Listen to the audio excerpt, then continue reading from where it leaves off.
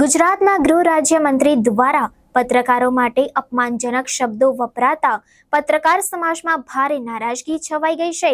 દાહોદ જિલ્લા પત્રકાર પરિવાર દ્વારા આજે જિલ્લા કલેક્ટરશ્રીને આવેદનપત્ર આપીને સરકાર સમક્ષ આ મુદ્દે કાર્યવાહી કરવાની માંગ ઉઠાવવામાં આવી। આજ રોજ દાહોદ જિલ્લાના પત્રકાર પરિવારે એકત્રિત થઈ ગુજરાતના ગૃહ રાજ્યમંત્રી દ્વારા કરવામાં આવેલા નિવેદનોનો વિરોધ કર્યો। પત્રકારોએ જણાવ્યું કે પત્રકાર એક પગારદાર કર્મચારી કે રાજકીય પક્ષનો ભાગ નથી, પરંતુ પ્રજા અને સરકાર વચ્ચેની એક મહત્વપૂર્ણ કડી છે।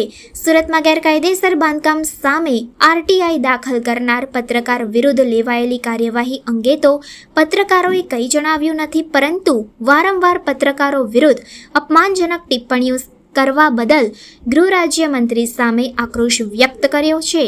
દાહોદ જિલ્લા પત્રકાર પરિવારે જિલ્લા કલેક્ટરશ્રીને આવેદનપત્ર આપી પત્રકારોના સન્માનની રક્ષા માટે સરકાર દ્વારા યોગ્ય પગલાં ભરવાની માંગ કરી છે। હવે જોવાનું એ રહ્યું કે સરકાર આ મામલે શું નિર્ણય લે છે।